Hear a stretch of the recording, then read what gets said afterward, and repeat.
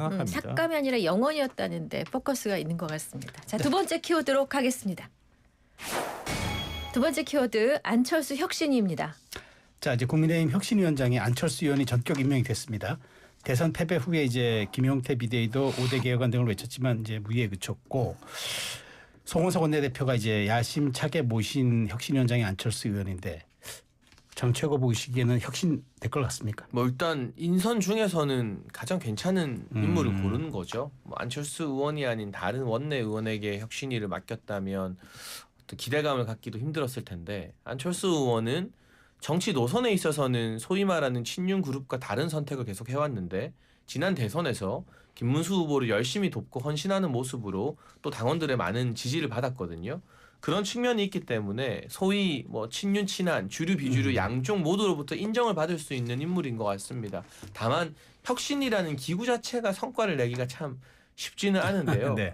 이번에는 당이 절체절명의 위기 상황이고 네. 또 의원총회를 통해서 선출된 송원석 원내대표가 공식적으로 삼고초려하면서 권한을 위임했기 때문에 힘이 상당히 실리긴 할 것 같습니다. 그래서 어떤 아젠다들, 어떤 메시지들이 나올지는 모르겠습니다만 안철수 의원도 전당대회 출마 가능성마저도 접어두고 혁신위에 올인을 한 상황으로 보여서요. 이게 국민의힘의 운명도 상당 부분 결정 지을 것 같고 또 안철수라는 개인의 정치인이 보수 진영에서 어떻게 착근하는가에 대해서도 상당한 영향을 끼치게 될 것 같습니다. 근데 좀 메시지가 강렬해요.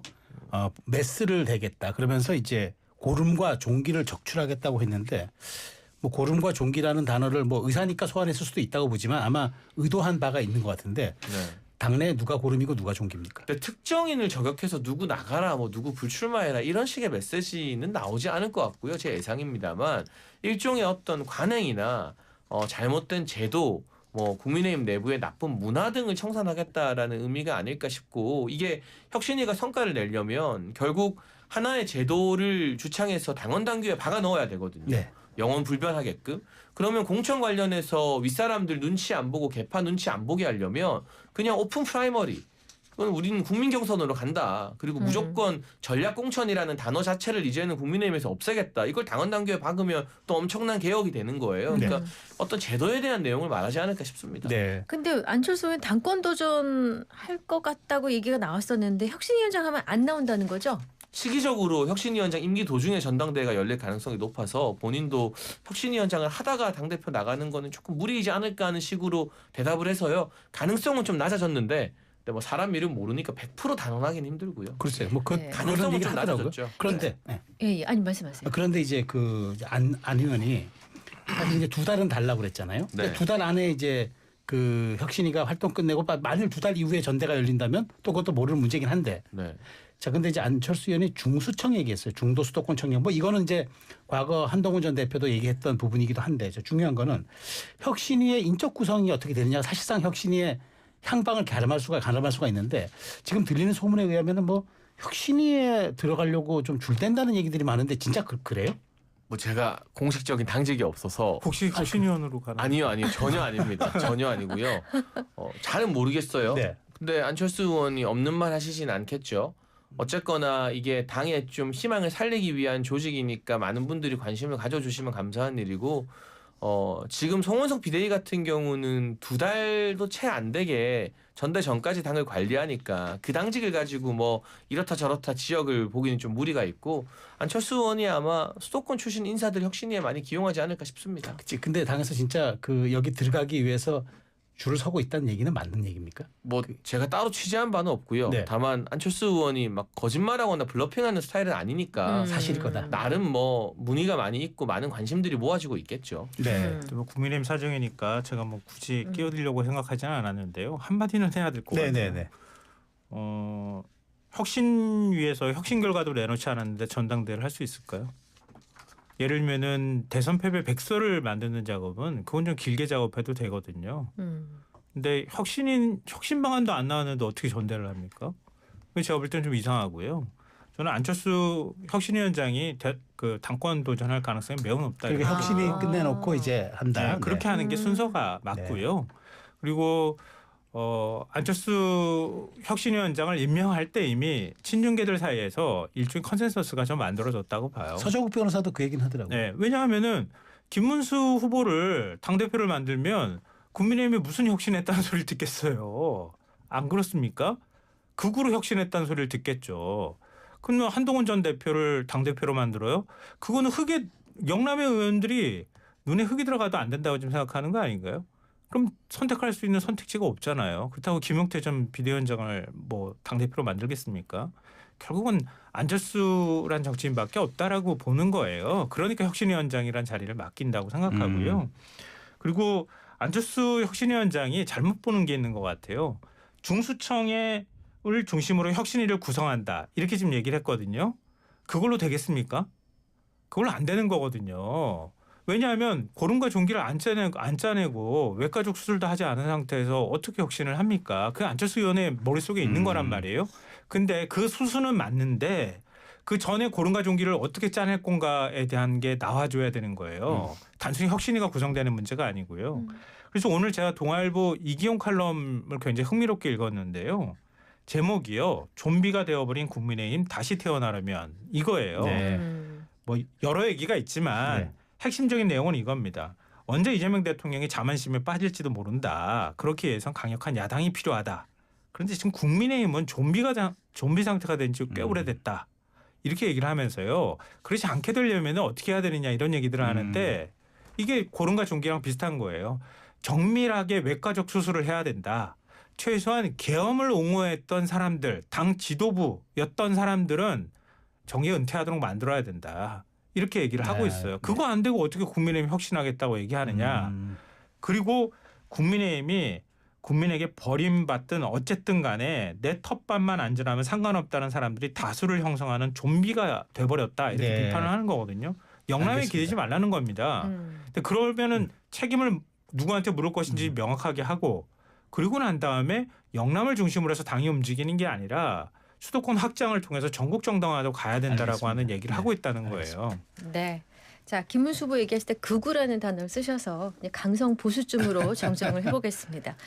자, 국민의힘 비대위는 어제 신임 사무총장의 경남 통영고성의 삼선 정점식 의원, 전략기획부총장의 경북구미 재선 구자건 의원, 조직부총장의 부산 초선 서지영 의원 임명했어요. 이 밖에도 정책위의장에는 포항의 삼선, 홍보본부장은 포항 울릉 이상의원 이렇게 임명을 했잖아요. 다 영남 지역구입니다.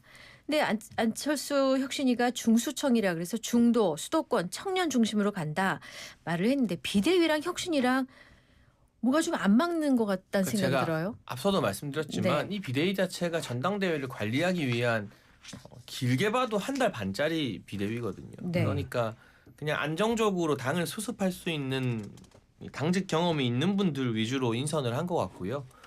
안철수 혁신위에서 센 메시지들이 나오고 이를 기반으로 이제 전당대회 열리면 당대표 후보들도 당을 어떻게 바꿀지 캐치프레이즈를 들고 나올 거잖아요.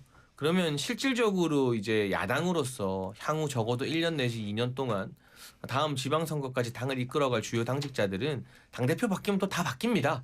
그래서 지금의 어떤 당직 인선은 안정적 관리를 위한 임시 인선이다. 네, 뭐 그렇게 말씀을 드리고 싶습니다. 근데 이제 아까 좀 전에 전대 얘기가 나와서 하나 더 여쭤보면은 어쨌든 8월 전대 뭐 혁신위가 끝나고 할지 아니면 중도할지 그건 모르겠습니다만은 네. 그만큼 주목받는 자리긴 한데 근데 지금 최근에 솔솔 나오는 얘기가 김문수 전 대선 후보가 국민의힘 당대표로 추대하겠다면은 이제 좀 뭐 받아들일 수 있다라는 얘기들이 지금 정치권을 중심으로 나오는데 좀 여기에 대해서 취재한 바 있으신가요? 그건 나쁜 메시지예요. 나쁜 메시지. 김문수 후보에게도 도움이 안 되는 메시지고요. 네. 권력은 정당한 과정을 통해서 선출돼야 그만큼의 힘이 생기는 겁니다. 추대라는 방식은 누구도 동의할 수 없고 설령 그런 방식을 거친다 한들 정당한 권한을 행사하기가 굉장히 힘들 겁니다. 어찌되었든 당원과 국민들의 선택을 받는 과정이 약식으로라도 필요를 하고요. 지금 국민의힘이 전대를 뭐 떠들썩하게 뭐 옛날처럼 막 치를 수는 없겠지만 약식으로라도 당원과 국민들의 투표를 받아야 되고 거기서 과반 이상의 득표를 해서 나온 당대표여야만 지방선거까지 당을 운영하는데 또 마음대로 권한을 휘두를 수 있는 절차적 정당성 명분도 생기는 거라서 가능성도 없고 이런 이야기하는 분들은 이제 김문수 후보가 유력한 당대표 후보니까 좀 김문수 후보에게 잘 보이려고 아부하려고 이런 이야기하는 것 같은데 이게 오히려 김문수 후보에게 도움이 안 되는 말이거든요. 알겠습니다. 네. 자, 이번 주 탑3 세 번째 키워드로 가겠습니다. 네, 세 번째 키워드는 검찰 개혁입니다. 자, 그 이진수 법무부 차관 겸 이제 장관 직무대행이죠. 어제 국회 법사위에 나왔는데 조국 혁신당 등 야당에서는 이진수 차관 인선에 대해서는 친윤 검사라고 이제 처음부터 반발을 했습니다. 이 차관은 이제 검찰의 김건희 여사 수사에 대해서 국민의 눈높이에 맞추지 못한 부분이 있었다고 언급을 하면서 중앙지검의 수사팀 사표를 언급했는데 이건 어떤 걸 의미하나요, 김선호 평론가? 이게 검찰은 책임지지 않는 조직이잖아요. 그동안에 어떤 일이 있더라도 스스로 책임지는 모습을 보인 적이 없거든요. 근데 한번 생각을 해보세요. 김건희 여사 무혐의 처분 다 했던 거잖아요. 수사팀이 그렇게 해왔고요. 그리고 굴욕적으로 경호처 건물에 들어가가지고 김 여사를 따로 조사를 했습니다. 검찰총장 지휘권이 배제된 상태였기 때문에 그렇게 했다고 얘기를 했거든요. 네. 이창수 서울중앙지검장 시절에 그렇게 했던 거예요. 그럼 수사팀은 뭘 근거로 해서 그런 판단을 한 겁니까? 근데 지금 특검이 출범했잖아요. 그럼 책임지는 모습은 아무도 안 보여도 되는 건가요? 그러니까 그런 것들에 대해서 검찰 스스로가 성찰할 필요가 있다. 그렇게 해야 검찰이 만약에 나중에 가서 뭐 기소청으로 이제 검찰 기능을 바꾼다 하더라도 우리 이렇게까지 하지 않았습니까라고 하는 명분이 생길 네. 거 아닙니까? 그 정도도 못하는 조직이면 아마 더 가혹하게 개혁을 당할 거예요. 네. 알겠습니다. 자, 심우정 검찰총장이 사의를 밝힌 날에 이 검찰 고위직 인사가 있었습니다. 이 가운데 제일 눈에 띄는 것이 임은정 서울 동부지검장 오늘 취임식을 했습니다. 검찰이 고쳤을지 버려질지의 기로에 놓여 있다라는 얘기를 하면서 검찰 내부 변화를 주문했는데 이건 어떻게 들으셨어요? 그러니까 너무 잘못된 인사죠. 저는 이재명 정부의 많은 인사 중에 가장 잘못된 인사라고 보고요. 검찰 개혁이라는데 정치 검찰 일소해야 된다라는 게 명분이잖아요. 저도 일정 부분 동의하거든요. 정치적인 수사를 하는 검사들 개혁해야 되고 지나치게 막대한 권력에서 분리시킬 필요가 있죠. 그런데 또 다른 정치 검사를 갑자기 동부지검장으로 승진시킨 거 아닙니까? 임은정 검사장이 어떤 수사 성과나 검찰로서의 업무 능력으로 인정받았다는 이야기 들어본 사람 아무도 없을 겁니다. 다만 그냥 검찰 내부에 대한 쓴소리, 그거는 이제 다른 역할을 맡겨야지 정말 중요한 현재까지의 수사와 기소 유지를 책임지는 이 서울 동부지검의 검사장으로서 그 역할을 맡기는 건 저는 너무 잘못된 보여주기 인사다. 이렇게 되면 후배 검사들이나 신임 검사들이 우리도 열심히 수사 잘하고 기소 잘해서 승진해야지가 아니라 정치적인 이야기 많이 하고 정치권에 줄대면 저렇게 벼락 출세하는구나라는 나쁜 선례가 남게 되잖아요. 네. 정치 검찰 없애자고 검찰 개혁한다는데 자기들 입맛에 맞는 정치 검사를 벼락 출세시키면 이건 너무 앞뒤가 안 맞는, 저는 이재명 정부 최악의 인사라고 생각합니다. 아, 그래요. 네. 말씀하시죠. 다른 의견이 아니, 예. 어떤 근거에서 정치 검사라고 얘기해요? 정치적인 이야기 한 거 말고 아니, 이분이 수사한 걸로 유명한 게 하나라도 있나요? 수사를 정치적으로 한 게 뭐가 있어요? 그러니까 공무원인 검사가 정치적인 발언을 정치인보다 많이 하면 정치 검사죠. 우리나라 검사들은 네. 집단 반발도 다 하던데요? 왜 그건- 이문정 검사가 얘기한 것만 정치적인 행위라고 얘기해요? 검사 사법 제도와 그러니까- 관련된 이야기고요. 그것도 사실 공무원이기 때문에 공무원 신분으로서 그렇게 집단 행동하면 안 되는 거예요. 원칙적으로는. 그러니까 이문정 검사에서 대해서 제가 하고 싶은 말은요. 이문정 검사가 수사를 못했다? 그 근거 없는 얘기예요. 이문정 검사는 특수통도 아니었잖아요. 일반 형사사건들 담당하는데 우리나라 형사사건 담당하는 검사들이 당신 무슨 수사 실적 냈습니까? 이렇게 물어보면 아마 황당하다고 할걸요. 이문정 검사 늘 한직으로 돌렸잖아요. 검찰 내부에 쓴소리 한다는 이유로. 그러니까 검사 스스로가 자기네가 일종의 법적 카르텔이라고 우리가 얘기하는 것처럼 스스로 자기들 기득권을 지키려고 하고 자기들 험을 감싸게 하고 이렇게 하는 거 고발했던 검사입니다. 그럼 용기 있게 이걸 바깥에 고발하고 검찰 내부의 개혁과 자성을 촉구했던 인사한테 아무것도 없는데 지금 정치적으로 임명했다라고 얘기하면 안 되죠. 오히려 우리나라 검찰의 어떤 기득권이라고 하는 측면에서 봤을 때 국민들이 지금 이렇게 따갑게 비판하고 있는 거잖아요. 그러니까 그렇게 해왔을 때 검찰의 기득권이 중요하지 않다고 얘기하는 진짜 수사 열심히 하는 검사들한테 저는 희망을 심어주는 것이다. 특수통이 돼야 뭘 이렇게 할 수 있는 거지 그런 것도 아닌데, 그러니까 이른바 그 법조계 내부에서 땅개라고 불리는 검사들한테 야 이렇게 열심히 하면 이렇게까지도 될 수 있구나라고 하는 그런 신호를 주는 것이다라고 생각해요. 그래서 여쭤보 네. 말씀하시죠. 근데 이제 언론이 파악하는 일선 검사들은 네. 이 동부지검장 인사 때문에 그냥 실무 열심히 하고 우리 김성환 평론가가 말씀하신 땅개 검사들이 네. 제일 박탈감 많이 느낀다. 너무 실망을 많이 하고 있다라는 게 언론의 이제 법조 취재 내용으로 많이 나오고 알겠습니다. 있고요. 알겠습니다. 네. 자, 그래서 여당 당대표로 출마한 이제 박찬대 정청래 두 의원도 검찰 개혁을 화두로 꺼냈습니다. 추석 전까지 두 분 다 끝낸다라고 공언했는데 어제 대통령은 약간 결이 다르게 검찰 개혁 추석 전까지 얼개 정도로 나올 것이라고 얘기를 했고요. 근데 진짜 정말 개혁의 주체인 정성호 법무부 장관은 검찰 해체라는 표현은 적절하지 않다. 야당도 공감하는 검찰 개혁을 하겠다고 하는데 이 대통령 그다음에 정 장관 여당 대표 후보군까지 약간 세 단계 결이 다른 검찰 개혁론 이거 어떻게 받아들여야 합니까? 뭐 결이 다르다고 보기는 좀 그럴 것 같고요. 네. 그러니까 얼마나 현실 가능하게 검찰을 개혁할 것이냐 이 부분에 대한 시각이 좀 엇갈리고 있다고 저는 생각해요. 네. 그러니까 기소와 수사를 분리하는 것 이 원칙이라고 하는 게 바뀌지 않는 한 만약에 거기에서 이해관계가 다르다고 하면 다른 방향으로 가는구나 이렇게 생각하겠지만 그건 모두 공감하는 거잖아요. 네. 그러니까 검찰의 역할 가운데 기소와 공소에서 그 수사와 기소에서 수사를 분리하겠다고 하는 그 틀을 유지할 경우에 그런 거는 별로 이견이라고 보기 어렵다 이렇게 생각하고요. 다만 이제 과정일 거예요. 네. 예를 들면 새로운 수사기구를 만들어야 돼요. 중수청이라고 하는 중대범죄수사청을 만든다거나 네. 그리고 검사들이 이동을 해야 되잖아요.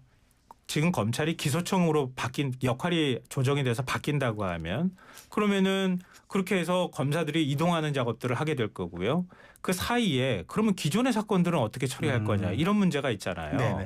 그럴 경우에 혼란을 최소화하는 방법이 뭔가 국민들한테 피해가 가지 않을 수 있도록 하는 방법이 뭔가 네. 이런 것들을 아주 디테일하게 준비해야 된다는 거예요. 알겠습니다. 그러니까 그런 면에서 원칙이 틀린 게 아니라 그 과정의 로드맵을 얼마나 정밀하고 세밀하게 만들어 나갈 것이냐 국민들한테 피해를 입지 않도록 알겠습니다. 여기에 대해서 정성호 법무부 장관이 큰 역할을 받은 것이다라고 생각합니다. 장차고 의견 듣겠습니다. 근데 당은 아무래도 열성 당원들을 의식해서 강경파들이 목소리를 높일 수밖에 없고요. 정부에서 무게 중심을 잡아야 하는데 정성호 장관 후보자는 민주당 친명계 중에서 그래도 합리적이라는 평가를 받는 분이죠. 네. 저는 뭐 정치적인 논의를 신경 쓰기보다는 일선에서 정말 서민들 변호하는 법조인들이 왜 이렇게 걱정을 많이 하는가. 문재인 정부 때 이루어진 검경수사권 조정 가지고도 경찰의 과부하 그리고 중요한 사건의 진행 속도가 예전보다 훨씬 더뎌졌다. 그래서 피해자들이 구제받는데 몇 배의 힘이 더 든다라는 소위 말하는 진보적 변호사들의 외침도 언론을 통해서 많이 나오고 있거든요. 네. 진보 언론에도 소개가 많이 되고 있고 그런 관점의 목소리를 당이 아니라 정성호 장관 후보자가 잘 들었으면 좋겠습니다. 알겠습니다. 네, 이번 주 탑3 여기까지 듣겠습니다. 지금까지 김성완 시사평론가, 장이해찬 전 국민의힘 청년 최고위원과 함께했습니다. 고맙습니다. 잘 들었습니다. 고맙습니다. 안녕하세요. 최하정이에요. 제가 요즘 매일